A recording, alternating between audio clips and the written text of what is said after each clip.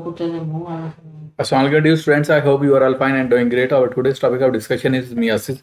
अच्छा बच्चे, इससे पहले हम माइटोसिस को डिस्कस कर चुके हैं और माइटोसिस की जो सिग्निफिकेंस है वो भी हम डिस्कस कर चुके हैं।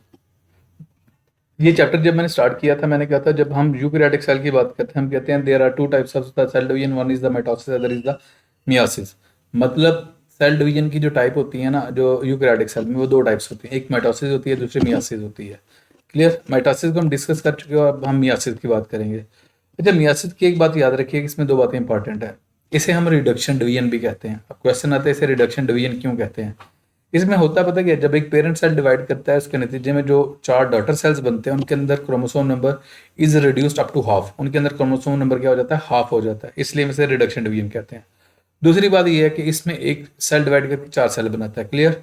तो ये दो बातें याद रखिएगा। माइटोसिस में और इसमें ये डिफरेंस है, माइटोसिस में एक सेल से दो सेल बनते हैं, इसमें एक सेल से चार सेल बनते हैं। और माइटोसिस में जितना क्रोमोसोम का नंबर पेरेंट सेल में होता है उतने क्रोमोसोम का नंबर डॉटर सेल्स में होता है। क्लियर? लेकिन मियोसिस में क्या होता है, क्रोमोसोम का नंबर डॉटर सेल में रिड्यूस होकर हाफ तक आ जाता है। क्लियर? अब इसको रीड करते हैं, देखते हैं। ये सेल डिवीजन की वो किस्म है जिसमें बनने वाले हर डॉटर सेल के क्रोमोसोम की तादाद पेरेंट सेल की निस्बत आधी हो जाती है। ओके, मियोसिस में डिप्लॉइड पेरेंट सेल में तकसीम होती है, मगर डिप्लॉइड सेल होगा उसमें क्या मियोसिस होगी और चार हैप्लॉइड सेल्स बन जाते हैं। क्लियर? ओके, डिप्लॉइड सेल्स ऐसे सेल्स हैं जिनमें क्रोमोसोम नंबर, मैं आपको ना पहले शो कर देता हूँ डिप्लॉइड सेल, या मियोसिस की बात करता हूँ।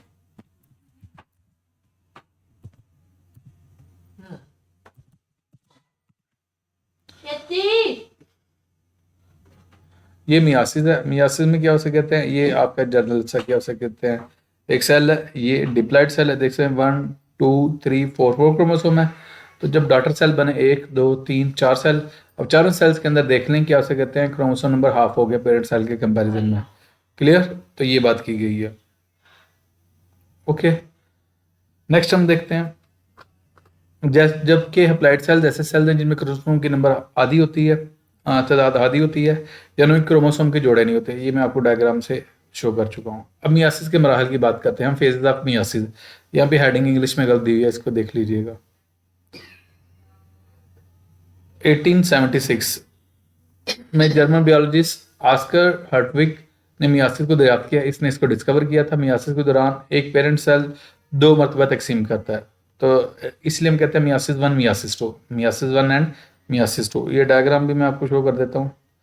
जब एक सेल से दो सेल बनते हैं, ये हाँ भाई ये देखिए लिखा हुआ है मियासिस वन। जब इनसे नेक्स्ट क्या डिवीजन होती है उसे हम मियासिस टू कह देते हैं। Is it clear?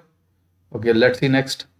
नेक्स्ट पहले हम बात करेंगे मियासिस वन की। जब हम मियासिस वन की बात करते हैं, अब मियासिस वन को फर्दर डिवाइड कर दिया जाता है चार फेजेज में, prophase one, metaphase one, anaphase one, telophase one. Clear?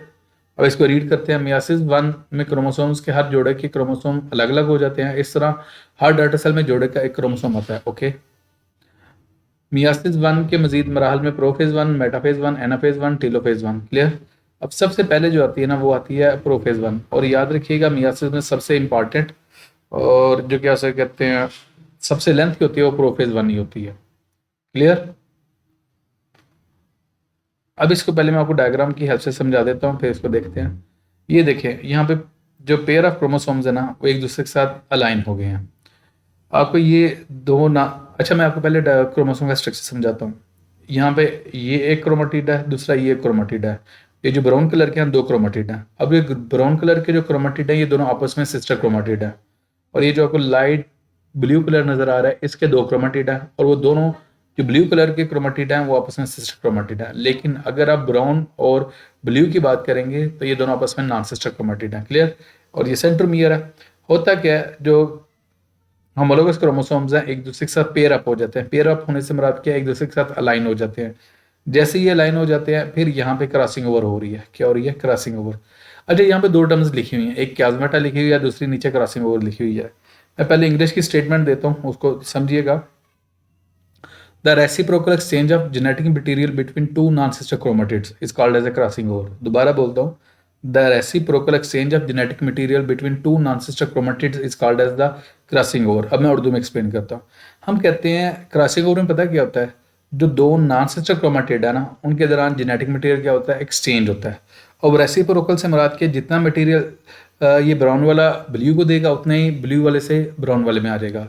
तो ये है reciprocal exchange of genetic material between two non sister chromatid, that is called as the crossing over. Clear, ये तो हो गया क्रॉसिंग ओवर। फिर क्वेश्चन आता है क्याजमेटा क्या है। क्याजमेटा बच्चे ये होता है the region where crossing over takes place, वो रीजन जहाँ पे क्रॉसिंग ओवर होगी उसे हम क्याजमेटा कहते हैं। क्लियर। अब ये देखें, जब प्रोफेज वन होती है, जो पेयर्स ऑफ होमोलोगस क्रोमोसोम एक दूसरे के साथ अलाइन अप होते हैं, उसे हम सिनेप्सिस कहते हैं। अब जैसे अलाइन अप हो गए तो फिर क्या होगी, क्रॉसिंग ओवर। क्रॉसिंग ओवर में क्या होगा, जेनेटिक मटेरियल एक्सचेंज हो जाएगा, और जिस रीजन में जेनेटिक मटेरियल एक्सचेंज होगा उसे हम क्याजमेटा कह देंगे। अब ये हिस्सों का यहाँ पे तबादला हो गया, और ये क्या से कहते हैं, फाइनल ये शेप आ गई। अब इसको रीड करते हैं। इस मरहले के दौरान क्रोमेटिन सुकड़ता है। आपको ये तो पता है क्रोमेटिन कंडेंस करके क्रोमोसोम बना देता है और क्रोमोसोम की शक्ल इख्तियार करता है। मियासिस से पहले डीएनए दुगना हो चुका होता है, इसलिए हर क्रोमोसोम में 2 सिस्टर क्रोमेटिड होते हैं, तो ये 2 sister chromatid. Okay. Homologous chromosomes करीब आकर लंबाई के रुख एक दूसरे के साथ लग जाते हैं, इस अमल को सिनेप्सिस कहते हैं। तो यही मैंने कहा था, इनका एक दूसरे के साथ लाइन अप होना, that will be called as the synapsis. Clear. साथ लगे क्रोमोसोम के हर जोड़े को टेट्राड कहते हैं। टेट्राड मीन 4, 1 2 3 4, ये 4 क्रोमेटिड्स हैं, so that's why this will be called as the tetrad, क्योंकि 4 है तो इसको टेट्राड कह देंगे। अब होमोलोगस क्रोमोसोम्स के 2 नॉन सिस्टर क्रोमेटिड, ये ब्राउन वाला और लाइट ब्लू वाला, ये दोनों आपस में नॉन सिस्टर क्रोमेटिड्स हैं। आपस में जिप होकर एक्स शक्ल की साख्तें बनाते हैं, तो ये एक्स शेप स्ट्रक्चर बन गया। ओके, जिन्हें क्याजमेटा कहते हैं। अच्छा, यहाँ पे इसने इसको प्रॉपरली नहीं बताया। क्याजमेटा वो रीजन है जहाँ पे क्रॉसिंग ओवर होगी। हर क्याजमा क्रॉसिंग ओवर का मकाम होता है, ये आपने हाईलाइट करनी है, वो पिछली बात नहीं हाईलाइट करनी। क्याजमा सिंगुलर है, क्याजमेटा प्लूरल है। क्लियर। और क्रॉसिंग ओवर से मुराद नॉन सिस्टर क्रोमेटिड्स के दरमियान क्रोमोसोम के हिस्सों का तबादला, ये क्रॉसिंग ओवर की उर्दू में डेफिनेशन है, इसको हाईलाइट कर लीजिएगा। क्रॉसिंग ओवर से जीनियाती मवाद की नई तरकीब बनती हैं, यानी न्यू कॉम्बिनेंट।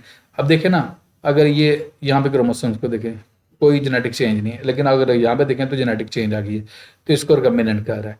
अच्छा, मैं एक बात बोल दूँ, यहाँ पे जो ये है ना मियासिस, ये लॉन्ग क्वेश्चन में अक्सर आता है, तो आपने इसको अच्छे से देख लेना। क्लियर। नेक्स्ट हम देखते हैं प्रोफेज 1 के दूसरे वाकयात माइटोसिस की प्रोफेज जैसे होते हैं, बाकी सारे स्टेप उसके माइटोसिस जैसे ही हैं। न्यूक्लियोलाई और न्यूक्लियर एनवेलप टूट जाते हैं, सेंट्रोसोम 2 में तकसीम होता है। तो ये चीज़ें मैं आपको मैं डायग्राम से मैं आपको शो करता हूँ। ये आपके क्या से कहते हैं, न्यूक्लियस के अंदर बता रहा है। मैं मियासिस इन सेल दिखाता हूँ।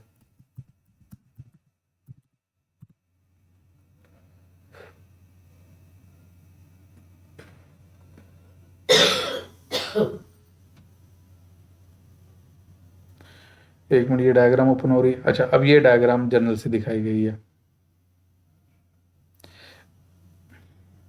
इस डायग्राम में देखें, ये क्या उसे कहते हैं, आपके ये क्रोमोसोम सेंट्रियोल्स नजर आ रहे होंगे, और सेंट्रियोल्स डुप्लीकेट करके अपोजिट पोल्स पर चले गए हैं।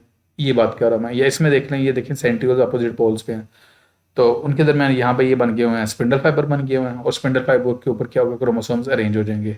बात ये एक सेल से स्टार्ट होगी और 4 सेल्स बनेंगे। ये देखें, ये 1 सेल है, एक से ये वाले यहाँ तक मियासिस 1 हो जाएगी, और यहाँ तक मियासिस 2 हो जाएगी। क्लियर। अब इसको रीड करते हैं। मेटाफेज, स्पिंडल फाइबर के साथ जुड़े टेट्राड सेल के खत इस्तफा, इक्वेटर जिसे कहना चाह रहा है, इंग्लिश में हम इक्वेटर कह देंगे, उर्दू में खत इस्तफा के साथ तरतीब पाते हैं। इस तरह वो मेटाफेज प्लेट बना देते हैं। तो इक्वेटर के ऊपर जब अरेंज होते हैं उसे मेटाफेज प्लेट कह देते हैं। मियासिस 1 की मेटाफेज प्लेट में होमोलोगस क्रोमोसोम के हर जोड़े के साथ किनारों से आने वाले 2 स्पिंडल फाइबर जुड़े होते हैं। तो 2 स्पिंडल फाइबर होंगे डेफिनेटली। मैं आपको शो करता हूँ डायग्राम से। एक इधर से स्पिंडल फाइबर होगा, एक इस डायरेक्शन से स्पिंडल फाइबर होगा। क्लियर। एक मिनट,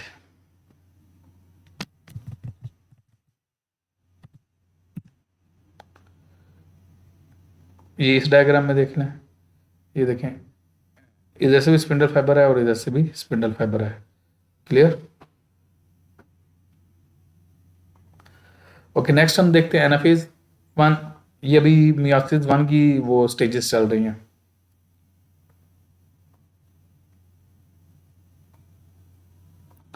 क्रोमोसोम के साथ जुड़ा हर स्पिंडल फाइबर अपने किनारे की तरफ क्या उसे कहते हैं, किनारे की तरफ खींचता है। यहाँ पे ये देख लें एनाफेज में। अब ये क्या उसे कहते हैं, अपने अपने पोल की तरफ क्या उसे स्पिंडल फाइबर पुल होना शुरू हो जाएंगे। क्लियर। इस तरह जोड़े में लगे हुए क्रोमोसोम अलग हो जाते हैं। हर जोड़े का एक क्रोमोसोम एक किनारे की तरफ जबकि दूसरा क्रोमोसोम दूसरे किनारे की तरफ खींचता है। अपने अपोजिट पोल्स की तरफ क्या उसे कहते हैं, पुल होना शुरू हो जाएंगे। इस तरह क्रोमोसोम्स के दो हैप्लॉइड सेट बन जाते हैं। हर क्रोमोसोम में अभी भी दो सिस्टर क्रोमेटिड्स होते हैं। तो दो सिस्टर क्रोमेटिड, अब देखें यहाँ पे ये दो सिस्टर क्रोमेटिड है, ये दो सिस्टर क्रोमेटिड है। और इस डायग्राम में देख लें, इस सेल में ये दो सिस्टर क्रोमेटिड है और ये दो सिस्टर क्रोमेटिड है। टीलोफेज 1। स्पिंडल फाइबर खत्म हो जाते हैं और क्रोमोसोम के हर हैप्लॉइड सेट के गिर्द न्यूक्लियर एनवेलप बन जाता है। ये देखें इनके गिर्द न्यूक्लियर एनवेलप बनना शुरू हो गया हुआ। क्रोमोसोम दोबारा खुलकर क्रोमेटिन में। अब जारी बात है, क्रोमोसोम जब डीकंडेंस करेंगे तो क्रोमेटिन ही बनेगा। सिंपल सी बात याद रखिएगा, जब सेल नॉर्मल कंडीशन में होता है तो वो डीएनए क्रोमेटिन की फॉर्म में होता है, but when the cell has to divide chromatin condenses to attain a regular shape that is called as a chromosome. Means cell ने जब डिवाइड करना होता है वही क्रोमेटिन कंडेंस करके रेगुलर शेप अटेन कर लेता है, उसे हम क्रोमोसोम कहते हैं। उसके बाद साइटोकिनेसिस हो जाएगी। साइटोकिनेसिस क्या, that is the division of cytoplasm. Cytoplasm divide कर जाएगा और दो डॉटर सेल्स बन जाएंगे। अब नेक्स्ट इनके अंदर होगी मियोसिस 2। जब मियोसिस 2 है that is the identical copy of the mitosis. Clear. अब इसको मैं आपको शो करता हूँ डायग्राम से। ये मियोसिस 2 हो रही है। अब पहले प्रोफेज 2 आ जाएगी, मगर जारी बात है उसको भी फर्दर स्टेप्स में डिवाइड कर देगी। Prophase 2, metaphase 2, anaphase 2, telophase 2। यहाँ पे एक सेल यहाँ पे फॉलो करेगा, दूसरा सेल यहाँ पे फॉलो करेगा। तो देखें वो क्या उसे कहते हैं, जो सेंट्रियोल्स हैं डुप्लीकेट करके अपोजिट पोल्स की तरफ जा रहे हैं प्रोफेज में। मेटाफेज में अपोजिट पोल्स पर चले गए, स्पिंडल फाइबर बन गए और इक्वेटर के ऊपर क्रोमोसोम्स क्या हो गए, अरेंज हो गए। एनाफेज में क्या होगा, वो जो स्पिंडल फाइबर अपने रिस्पेक्टिव पोल्स की तरफ पुल होना शुरू हो जाएंगे और ये सेंटर से जो क्रोमेटिड है वो क्या उसे कहते हैं, ब्रेक कर जाएगा, वो टूट जाएगा, डिवाइड हो जाएगा। क्लियर। नेक्स्ट क्या उसे कहते हैं, टीलोफेज में वो अपने क्या उसे कहते हैं रिस्पेक्टिव पोल्स की तरफ क्रोमोसोम चले गए तो दोबारा न्यूक्लियर एनवेलप बनना शुरू हो गया। नेक्स्ट साइटोकिनेसिस हो जाएगी। साइटोकिनेसिस के बाद क्या होगा, न्यूक्लियर एनवेलप बन जाएगा। अगर आप गौर करें तो यहाँ पे आपको अब दो दो क्या उसे कहते हैं सिस्टर क्रोमेटिड नहीं है, जस्ट वन क्रोमेटिड है। क्लियर। और अगर गौर करें तो यहाँ पे chromosome number has also been reduced up to half. इस सेल को देखें जरा, ये पेरेंट सेल है यहाँ पे और इसमें देखें क्या उसे कहते हैं क्रोमोसोम नंबर हाफ हो गया हुआ है। क्लियर। अब इसको मैं रीड कर देता हूँ। मियोसिस 2 को एक्सप्लेन मैं कर चुका हूँ। मियोसिस 2 के मराहल माइटोसिस जैसे होते हैं। ओके। इसके मजीद मराहल में प्रोफेज 2, मेटाफेज 2, एनाफेज 2 और टीलोफेज 2। प्रोफेज 2 में न्यूक्लियोलाई और न्यूक्लियर एनवेलप गायब हो जाते हैं। जारी बात है न्यूक्लियर एनवेलप ब्रेक कर जाएगा, डिसअपियर हो जाएगा। क्रोमेटिन से उकड़ता है, क्रोमेटिन कंडेंस करके क्रोमोसोम बनाता है। सेंट्रियोल किनारों की तरफ जाते हैं और स्पिंडल फाइबर बनाते हैं, तो स्पिंडल फाइबर बनना शुरू हो जाएंगे। ओके। मेटाफेज 2 में स्पिंडल फाइबर क्रोमोसोम्स के कैनेटोकोर के साथ जुड़े होते हैं। ये अगर आप क्रोमोसोम को देखो, ये साइड्स पे ब्लू कलर का जो नज़र आ रहा है ना, ये बेसिकली आपका वो है कैनेटोकोर है। इसके साथ स्पिंडल फाइबर आके अटैच होता है। क्रोमोसोम सेल्स के खते इस्तवा पर तरतीब पाते हैं, मीन इक्वेटर के ऊपर। ये इक्वेटर है यहाँ पे। एनाफेज 2 में स्पिंडल फाइबर क्रोमेटिड्स को मुख्तलिफ कुतबैन मीन अपोजिट पोल्स की तरफ क्या उसे कहते हैं खींच कर अलग करते हैं। यहाँ पे देखें, ये यहाँ से पुल होकर अपने अपोजिट पोल्स की तरफ जा रहे हैं। क्लियर। इसके बाद टीलोफेज 2 में क्रोमोसोम दोबारा खुल जाते हैं, क्रोमोसोम डीकंडेंस करते हैं और क्रोमोसोम बन जाता है। न्यूक्लियर वाले दोबारा बन जाते हैं और साइटोकिनेसिस हो जाती है। इस तरह 4 डॉटर सेल, स्टोरी एक सेल से स्टार्ट हुई थी तो अल्टीमेटली 4 सेल्स बन गई। और याद रखिएगा, ये बड़ा वैलिड एक पॉइंट बताऊंगा, जो मियासिस है ना हमेशा डिप्लॉइड सेल में होती है, कभी भी हैप्लॉइड सेल में मियासिस नहीं होती। अब मेरा आपसे क्वेश्चन ये है कि हैप्लॉइड सेल के अंदर मियासिस क्यों नहीं हो सकती, हालांकि जो माइटोसिस है ना वो हैप्लॉइड सेल में भी हो जाती है, डिप्लॉइड सेल में भी होती है। आप खुद से सोचिए, अपने टीचर से कंसल्ट करें और ट्राई करें कमेंट सेक्शन में आंसर करने की कि मियासिस हैप्लॉइड सेल में क्यों नहीं होती। ये आप मुझे कल तक या जब भी आप बताइएगा। इस तरह 4 डॉटर सेल बन जाते हैं। हर डॉटर सेल में क्रोमोसोम की हैप्लॉइड तादाद होती है। क्लियर है बच्चे, यहाँ तक आपको मियासिस एक्सप्लेन कर दिया। नेक्स्ट हम वीडियो में इसकी अहमियत, मेरे इंपॉर्टेंस देख लेंगे। If you have any sort of question then you can ask in the comment section. Thank you so much.